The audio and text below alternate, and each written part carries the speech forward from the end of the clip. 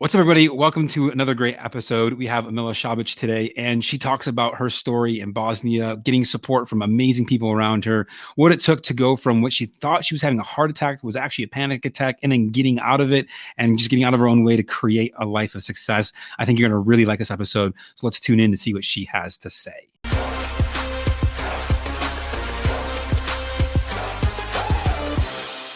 What's up, everybody? Welcome to another episode of the GOOYOW Now Show. I am your host, Bob McIntosh, and today I am joined by Amela Journey. She does a lot of really cool things in the podcast space, PR space, and is from Bosnia, which I think is really cool. Actually, I believe you would be our first foreigner on the show. So yay! International. International. Yeah, I love it. But I was connected to her through a previous guest, Swire. So if you haven't listened to that episode, make sure you check that out too. And he turned me on to her, and we had a brief conversation. It just seemed like a good fit. As you all know, if you're watching or listening, I do my best to try to bring you guests who have had cool experiences from a wide range of life experiences, not just in business, but also in life as well. Because I think that's really, where we all find ourselves often is trying to figure out both life and business at the same time. And there's lots of ways for us to get out of our own way in both. And so I try to bring on cool people that I find in my journey that I think you'll find cool and have interesting stories. So with that, welcome, Amela. Tell us a little bit about yourself so everyone knows who you are and kind of give us some background, and we'll go from there. Thank you, Bob, for having me on. This is really exciting. This is really an exciting experience for me, and I want to thank you, first of all. Well, a little bit about me. Well, my name is Amela, as you said, and I am the owner and founder of Urban Bloom Podcast Boutique. It is a boutique agency connecting hosts and their guests. So connecting, building trust, building authority, building relationships, and all of that jazz is what we appreciate in Urban Bloom. Perfect. And that's such a necessary thing. I know I've been slacking, if I will say, on my end of getting on shows, but I know when I was launching my book, I hit the road. I did like 30 or 40 in the course of like 2 or 3 weeks.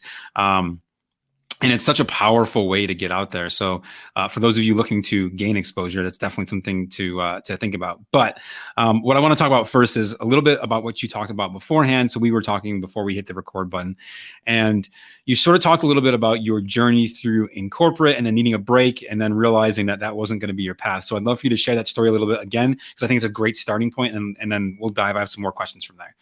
Sure thing. Yes.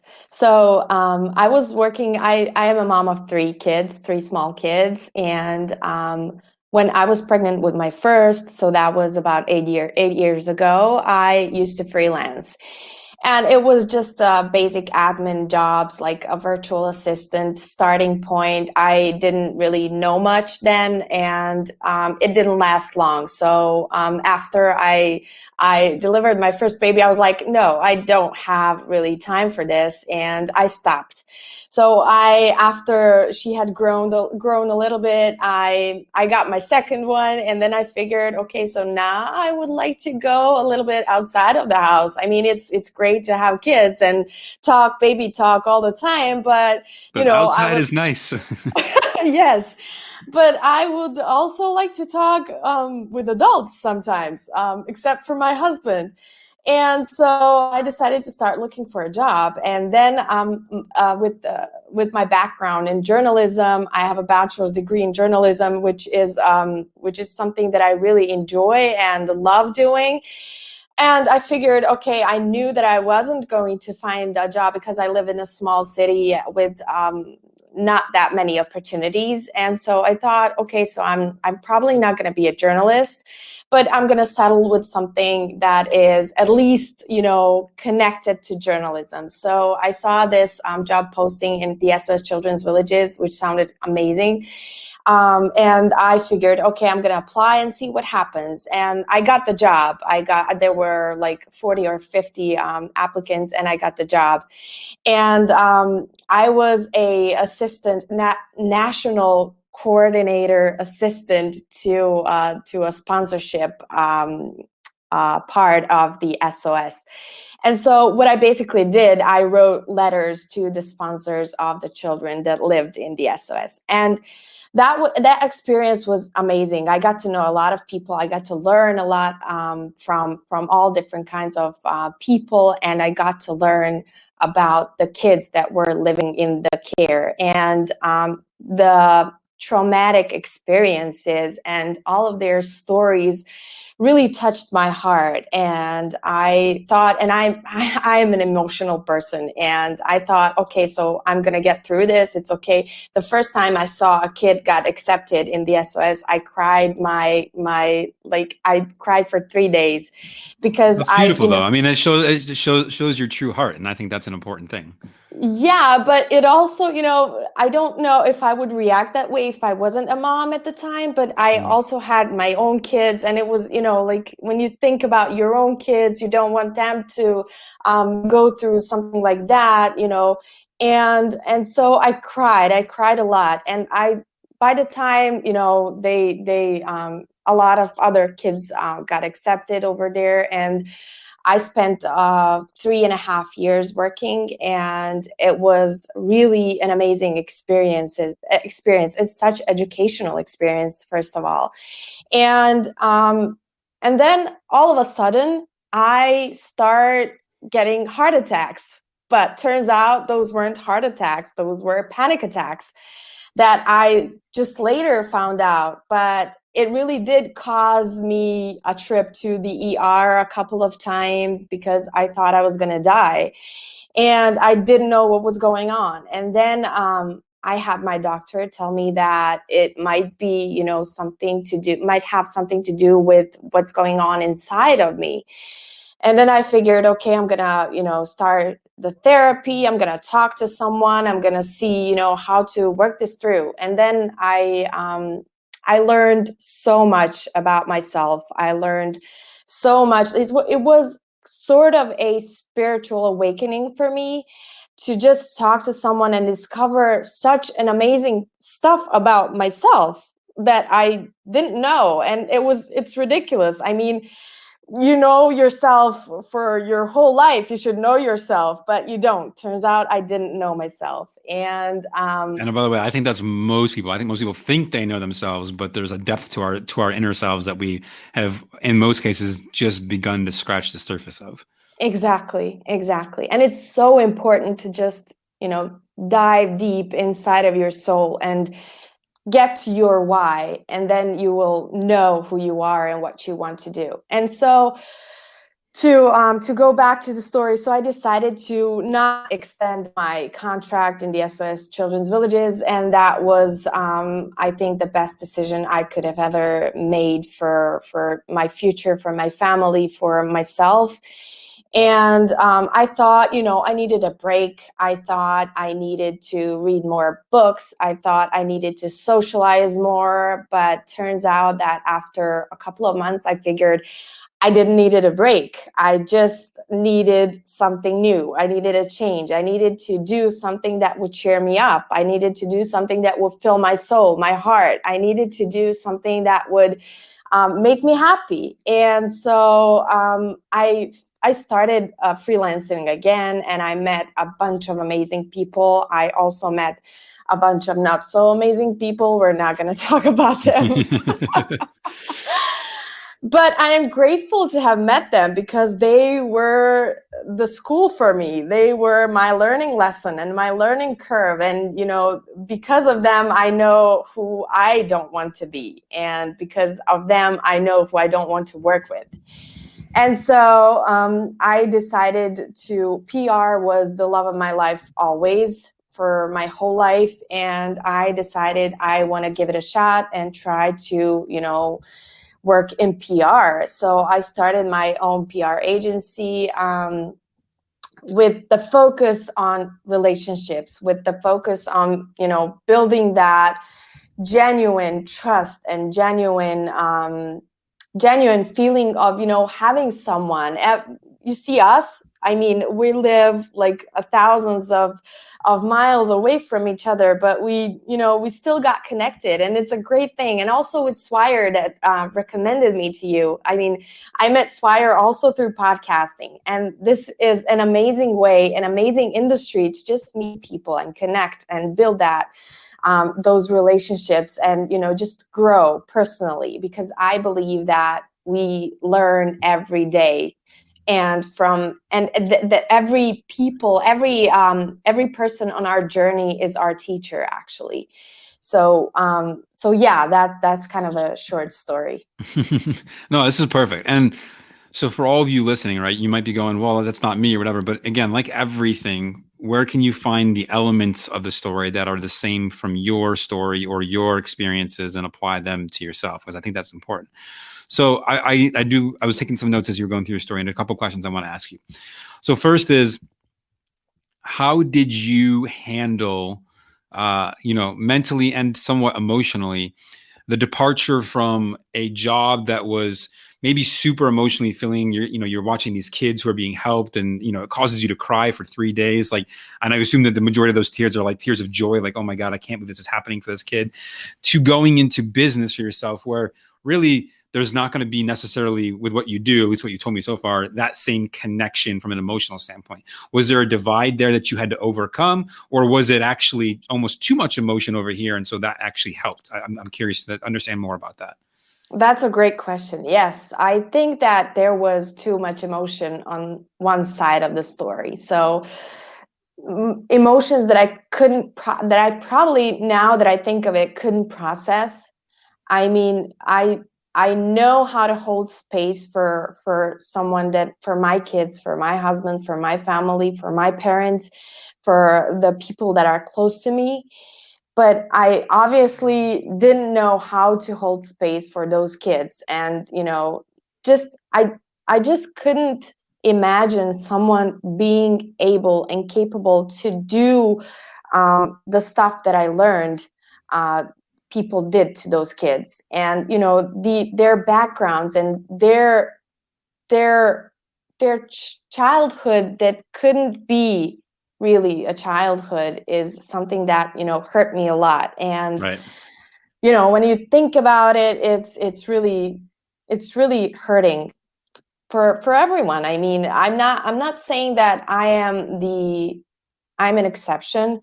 I'm just saying that some people can process it and take it better than others. So I took it more personally than other people working over there. And I always say that I admire SOS moms. Those are the women that care for those kids like 24/7. Mm-hmm. And I always say I admire what they do, because I could never do that. And that's true. Look, there's so many. I was actually just having a conversation with my business partner the other day about a friend of ours who has a gift of being able to speak to kids in a way that gets them to listen. And even like, especially like teenagers, especially, who are like, don't want to listen to any adults, right? They want to break out on their own, but he has a gift for that. And I'm like, man, like, I admire that, because it's a skill that I don't have. It's something that I couldn't tap into, no matter how much I would want to. It's just not something that I can. So I get that. So let me ask you this, in the space, when you took a break to say, hey, I just need to take a break for a second, maybe read some books or whatever, take me through sort of what was going on with you to have the realization that, hey, I need to make a change. And the reason that I asked this, and because I want to provide some context, I've had a number of conversations recently with fellow entrepreneurs who, for lack of a better way of putting this, I don't feel are on the right path, but they haven't discovered that they're not in the right path. Like to me, it seems very obvious, but I can't, we as third parties can't say you're on the wrong path, you need to go here. All we can say is, hey, like, here's an idea, consider it. Like, it's a jacket, right? Try on the jacket, see how it fits. If it fits, something to consider. If it doesn't, then you discard it. So for you, what was that process in your mind, like of that realization? How did that work? What, was there a moment? Was it like a gradual thing over time? I'd love to know more about that. Yeah, well, from my first panic attack to my last panic attack, that was a period of 6 months. So Okay. I would say it was a gradual thing that when I come to a realization that I really okay, like this is it.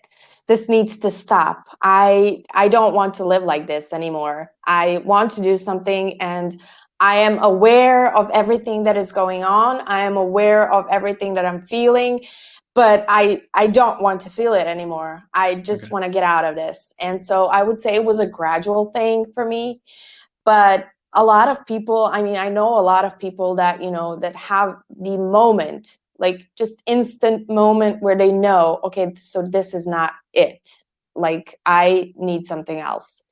And to touch upon what you said, like when you know, when a lot of people don't really know that they're on the wrong path, clarity is so important. And sometimes I feel like I'm not really clear whether I am on the right path or not. But, you know, like taking a little step every day, you know, towards my goal is something that shows me, okay, so you're on the right track. Just keep going. So yeah, clarity, I would say, is the key there. Yeah. So awareness first, and then and developing clarity. Was there Yes. like exercises? Like, did you do like meditation or like anything that you felt helped get you to a better point of clarity? Oh my God, meditation. I tried that. I promise you, I tried so long to just meditate, but just didn't work. And when I started, you know, questioning myself, is there something wrong with me? Because it seems to work for everyone else, but not for me. Um, I realized that, you know, everyone has their own journey, and everyone goes through their own journey on their own way. And for me, I don't think that meditation was a big part, although I'm giving it a shot again. So yay for Hey, me. hey, I gotta interrupt just for a second because I think this is important. I was the same way with meditation for a long time. I was like, no, no, no, no, it doesn't work. I downloaded an app when I got so I just got an iPhone. I downloaded an app called Fit Mind. I think it's called Fit Mind, if I remember correctly. And it's like these small guided meditations, and like you do it every day, and he takes you through different exercises of awareness. And a lot of it to start with is him talking, so that your attention focuses on him talking instead of wandering places. But I have found, you know, I've progressed from barely being able to focus for 5 minutes. I think I'm up to like 12 or 15 minutes now after about I think I'm like 4 week or 3 weeks in, 4 weeks in, something like that. So super helpful. Not necessarily like, this is not like a plug for that app per se, but more so just to say, hey, like, I get where you're coming from, and I'm starting to see some of those benefits now of it. But it definitely takes a lot of practice and a lot of willpower and just wanting to do it. But anyways, this is not to say that meditation worked or whatever, just had to share that. Yeah, I also heard from a lot of different people that, you know, it is a work. So you can't expect to, you know, to achieve anything, or you can't expect to notice a change in, I don't know, a day or two. You have to stick to it, and you have to be persistent and consistent. And after a month or so, you'll probably see a difference. So that's why I am giving it another shot. So we'll see how that works. Yeah, yeah. Okay, so but sorry, I didn't mean to interrupt your flow. So you were talking about like what helped you gain clarity during that 6 month period. Yeah. So yeah, I was just reading a lot. I don't recall what tax, I don't remember the author's name. That's really a shame, because it's a great book. It gives you like a set of tools. It teaches you the tools to combat it. So when it comes, you are ready, and you know where to focus your mind and attention to, so that it passes quickly. And so by, you know, with time, I have managed to learn all of the techniques, and, you know, equip myself with tools to just, you know, when I feel it come, I just say, bug off. Today is not the day. I just stop it. Ain't So nobody I got would, time for that. yeah, no, I don't want you here now. So that, I guess reading and yoga is Okay. another very important part of, you know, my spiritual journey. So I love yoga. I just, you know, a lot of people say when they want to work out more, when they want to stay active more, they're like, no, I don't have time. You always have time, like 10-15 minutes. It doesn't have to be an hour or so. It just needs to be consistent. So after, I don't know, a month, of, consistently doing it for 10 minutes a day, just 10 minutes a day, even if it's 5, it's just what's important is that you're consistent. And after a while, you'll just get it as a habit. It just becomes a habit, and you feel bad when you skip. I totally get that. When I was doing 75 hard, at some point. Oh no. Yeah. Well, I did that.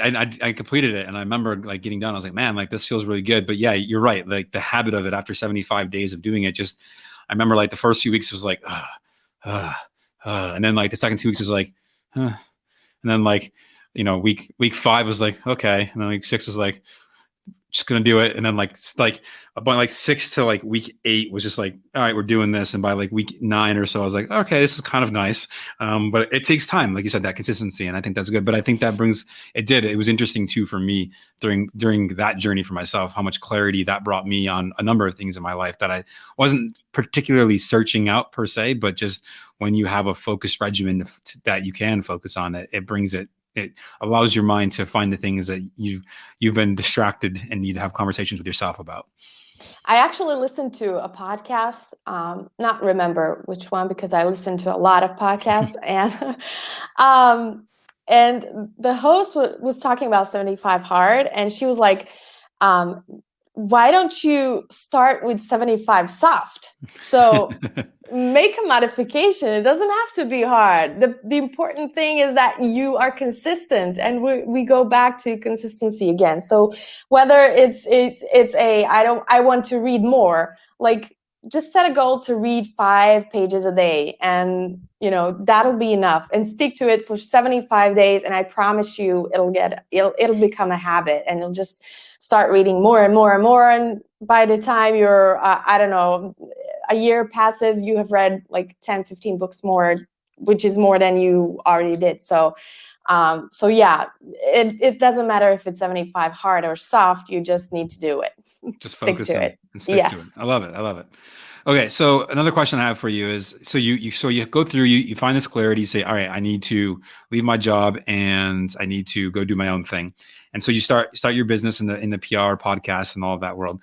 And then you said you had some bad clients. And I'm not asking you to name specific people because that's not what this is about, but how did you handle those negative clients and not just get frustrated and say, screw it, I'm out, I'm done, I'm just not, this is not going to work for me? I'm so happy you asked, and I would love to tell you the names, because people deserve to know like who they are, because they're that bad, but I'm not gonna tell their names anyway. So that was when I was just starting out as a virtual assistant, and I didn't have the right mindset. I didn't have the right clarity. I didn't have the right tools. I thought I didn't, know enough, and I allowed them to just, use me up, just, right, take my time for granted, and, just do whatever they liked. And when I go back now, it took a lot of time because for me to accept it, because it was a struggle, because every time I would see a message from them, I would get so anxious, like my heart would start pumping, my blood pressure would rise. I would instantly think like, oh my God, what did I do wrong now? Like, what did I mess up? Where did I mess up? What do they want now? And I would get up at 10 p.m. my time, to just do some. Is this a kids approved or not show? It's okay. You can swear if you need to. I do on occasion. I try not to, but I do on occasion. Yeah, sure. I'm gonna try not to, but if it comes out, I just want to make sure that we're good. So yeah, what I was saying, they messaged me at 10 p.m., 11 p.m. to just do their shit, like for no reason. I mean, it could wait until tomorrow, and I would just go and do it.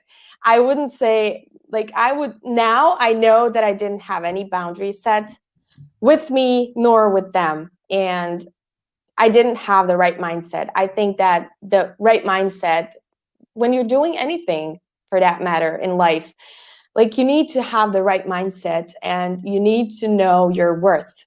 Like, if if they're gonna use me up, if they're gonna,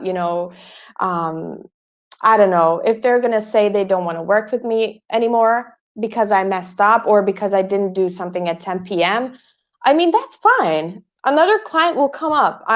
There are how many people on this planet? I mean, I guarantee you can find 50 that would like to work with you, at least 50 tomorrow. And, I didn't have that mindset. I didn't think like that. I was like, if I lose them, okay, so I'm losing the only income I have. I don't want to risk it. I'm just going to do it. Right. And Your right scarcity now, mindset that there won't be more out there for you. absolutely, absolutely. And now I'm thinking more from the abundant state, like there are so many people out there. There are so many trees in the nature. There are so many rivers in the world. There are so many mountains. I mean, just look at the nature and you'll see how abundant this place is that we're living. And so if you think from a scarcity mindset, you'll never make it because you're always going to crush your own boundaries. You're going to crush your boundaries with your clients, with your family, with everyone. And you're going to end up, like me, having a panic attack and going to the ER thinking you have a heart attack. Yeah. So yeah. Definitely not something anyone wants. Definitely. Absolutely. Yeah. Okay, cool. And so let me ask you this. As you're going through this process of setting boundaries, was there, I'd be curious to know, did you get pushback from these clients? Like, were they like, hey, you can't leave me, like, and you need to stay, or were they just like, were they done with you? And the reason that I asked that is, I think for a lot of folks is they get stuck in this, oh, well, it always goes back to like the I'll say the abusive relationship. Oh, I won't do it again, or I won't do that. I promise I'll be better moving forward, or something like that. Did you experience a lot of that, or were they happy to be done with you at that point? And yeah, go ahead. No, they were, when I told them that my agency is growing and that I want to focus more on my own agency instead of, their job, which was, taking a lot of time for me and I wasn't being paid properly. And I kind of felt resentment towards them because I was promised, we're going to talk after 2 or 3 months to raise your rates and blah, blah, blah. And then we didn't. And then after a couple of more months, we still didn't. And instead of me telling them, like, hello, are we going to talk about what we were supposed to talk about like 3 months ago or not? I just kept my mouth shut and I just did my work. And that's on me. That's on me. That's the boundary I needed to set from the beginning. But they weren't so, like defensive. They weren't so we're not going to do this anymore. Don't stay with us. But they were more like,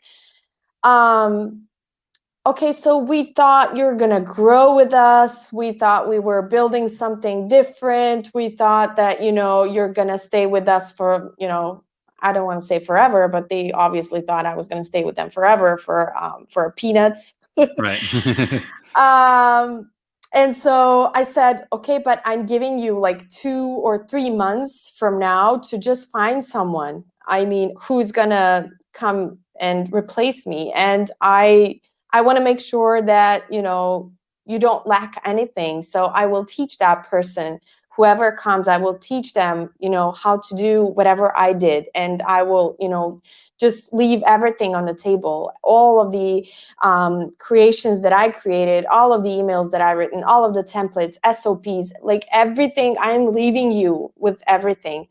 And they were like, oh no, we don't want to do that. We want to build something, for the future. We want someone who's going to grow with us. We are, this is ridiculous.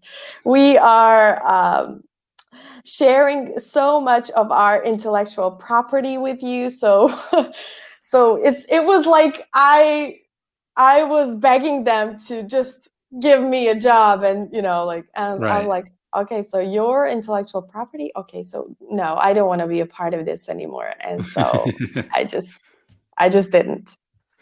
Yeah, and I think this is important for a lot of folks to know. And again, whether you might not be a virtual assistant or working for someone in that capacity, but I know a lot of the folks listening are real estate folks. Apply this to your contractors. Apply this to the people, your lenders, your title companies, your agents. Who else can you take this from, and setting your own boundaries, and going forth. So now that you have your own boundaries set, and you've said, hey, this is where I'm comfortable operating. This is where when I'm comfortable operating, and you have both your boundaries set with yourself and where theirs are. How does that translate to your work experience now versus then? Oh, it's so different. I mean, I feel so differently because now I know that if, first of all, I don't take all of the clients. Like, I don't work with anyone who wants to work with me because I don't think we're always a fit to work with, one another. And that's why I always go with the getting to, know each other process before we start working together. And if we're a fit, if we click, if there's a chemistry in our relationships, I am all for it, and you will have all of me, like white glove service and all of that jazz. But if we're not a fit, I'm going to let you know that we're not a fit, and we're not a fit, and we're not going to work together. So that was the first thing that I noticed. And now I look at things, as I said earlier, I look at things from the abundant state of mind. So if this client is not a fit for me, or if for some reason they think I'm not a fit for them, I mean, that's okay. Another client will just, come up. It's all about mindset, and it's all about magnetism, and and the law of attraction. So how you what's the saying go, how does it go? Like, how you shine your light, you expect to get that light back, or something like that. So the law of attraction is everything. Perfect. I haven't heard that before, but I like it. I probably just translated from Boston.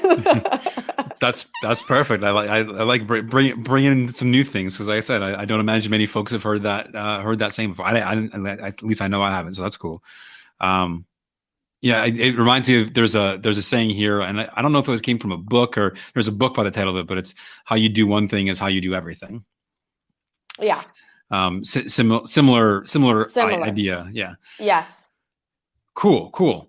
Okay, so you've set these boundaries now. You're realizing, hey man, this is actually creating a much better life for myself, and I think that's an important thing. I think people underestimate how good they'll feel once they've gotten out of their own way and said, this is what's causing my problem right now, and I've solved that thing.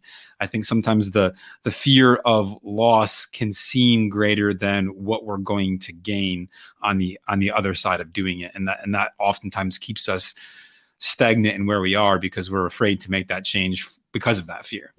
Absolutely. And I also think that a lot of people like the safety of their comfort zone. And I mean, that's all good.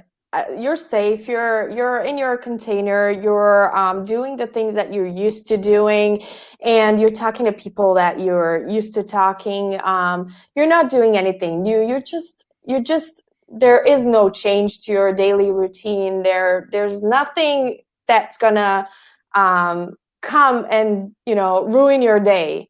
But if you get out of your comfort zone, and if you move that boundary just a little bit, just a step by step, like each day, you will notice a huge difference in your mindset, in your daily life, in how you respond to all of the circumstances around you. Like, you can't learn anything new if you don't step out of your comfort zone, because you don't know if it feels good or not. And so I know a lot of people, they're scared of public speaking.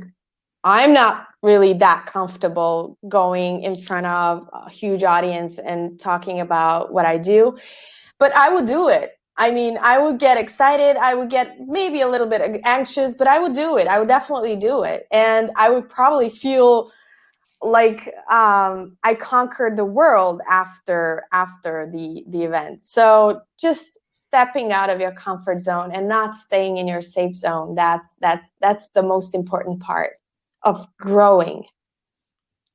Perfect. And you know, we hear that advice all the time as entrepreneurs. A lot of us do. But it doesn't matter how many times we hear it. It's still good advice nonetheless. Yeah. I mean, it might be a cliche, but it's so important, and I can't stress enough. Look, I always say cliches and stereotypes are cliches and stereotypes for a reason. They wouldn't exist Yes. unless, you know, they wouldn't be unless it was true advice. So you like, even though it might be, you still have to say, hang on a second, let me take a look at that, because it wouldn't exist in that capacity or context unless it was true. So Exactly. Yeah. so let me ask you this. In your small town in Bosnia, you know, is there a lot of folks that are pursuing this entrepreneurial life and building a business, or are you kind of, I don't want to say a lone wolf necessarily, but you know, the outsider for sure? I'm definitely an outsider. Yeah. But I am so proud of, because when I started my business, I decided to, instead of starting my new profile on Instagram, I decided to turn my personal profile into my business profile. And I have had around 1,000 of people that followed me at the time. That were all my friends and family and the people that I knew from my city, from my country. And all of a sudden I come on the stories and I talk in English and I talk about stuff they don't understand. And most of them are so kind. They just send me messages like, I don't understand what the hell you're talking about, but I just want to support you. Like, go get it. And I'm like, yeah, that's the support I was looking for. So yeah, I would definitely say that I'm an outsider, but I don't think if it's specific to this part of the world, but a lot of people are really truly scared for about their existence, and if they have a certain job, if they have that security of, you know, going to their 9 to 5, they won't easily let it go, and they will earn their retirement in the same company if it needs be, just to be safe and sure that they have this certain amount coming into their household per month. So they know they're certain they have established that security for their families. But I mean, I always say that I've had that luck to have the support of my husband, who already had a job and, you know, like, was like, if you don't want to work, you don't have to. Right. But yeah, but you know, that's me. And I would probably do the same thing if I didn't have that opportunity. If none of us had a job, if none of us was certain in the amount of money coming in, I would probably do the same thing. Yes. That's perfect. And what has having those people support around you meant for you? Like, even if they can't understand what you're saying or why you're saying or whatever, like, how has that helped from your own emotional standpoint? Like, has it been good? Like, tell me more about that. It was good because I didn't expect it. Uh, I live where I come from. I'm not used to, you know, having the support of my own people, and I know that because my brother is a X Factor winner on the Balkans here, and so he is a pretty famous guy in our country, and so when he first started, he didn't have that much of a support. You know, people were, I don't know, is that jealousy? Is that, you know, something that, you know, they don't think that someone who they know is worthy of that kind of status, or I don't know what's that in people's minds, but I wasn't used to the support. And when I started getting messages, when I started my business, when I started getting messages of support, I was thrilled. It was so nice to know that people were were really supporting me and that people were happy for me because I would be happy for them too. No, and that's perfect. And so the reason that I asked that is I think, at least in my general experience, and this is maybe not 100% true, but in my general experience, for a lot of folks in the States and a lot of people in my audience that are watching or listening to this now, they've not had that support. In fact, they've faced the opposite. They've faced criticism. They've faced, no, you shouldn't do that. That's stupid. Why are you wasting your time? That's a waste of money. Don't invest in yourself like that. They see all that all the time.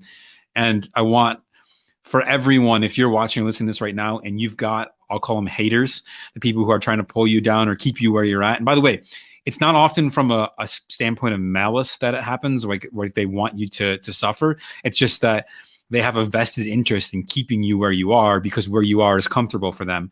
And like we were learning, we got to get outside that comfort zone. And for them, you growing and them not creates discomfort. And so that's why they do it.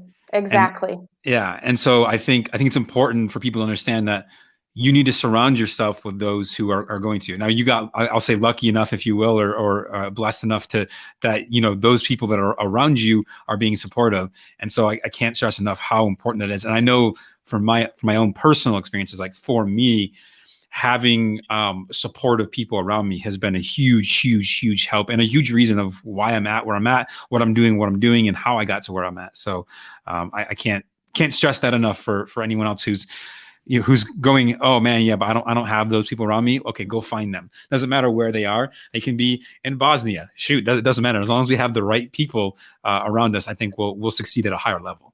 And also, you don't need anyone's permission to do what you want to do. So that's also very important to just not ask for permission and do what your heart tells you to do.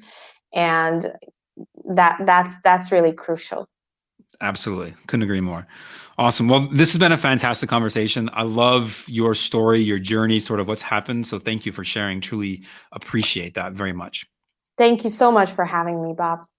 So if some folks want to check you out or see what you're doing, where can they find you at? Well, my website is under construction right now, but it is urbanbloomboutique.com. So www.urbanbloomboutique.com. But where I'm most active is Instagram. So my Instagram handle is Urban Bloom Podcast Boutique. And they can also find me on LinkedIn as, just using the search option and searching my name, and I would probably pop up. Perfect. Well, definitely, if you're watching, listening, and that sounds like something you need, go check her out. Like I said, this conversation's been fantastic, and I truly appreciate it. So if we can all support each other, always the better. Yes, love win-win situations. 100%. As always, everyone, thank you for tuning in. Thank you for watching, listening, wherever you are, whenever you are, whatever's going on in your life. Your time is appreciated by myself and all of my guests as well. So make sure you subscribe, rate, review. If you're watching on YouTube, make sure you hit the little notification bell as well. I'd love for you guys to do that. The reason being is that those indicators let the platforms know that this is good content, and we can't get out in front of more folks unless we do that. And that's the whole point of this. It's not just for me to have good conversations. As much as I enjoy them, I want to help all of you as well. So your support in that world means the world to me. With that said, we'll see you in another episode. As always, all the show notes, links, and everything will be available. Check them out, and we'll see you on another episode next week. Bye.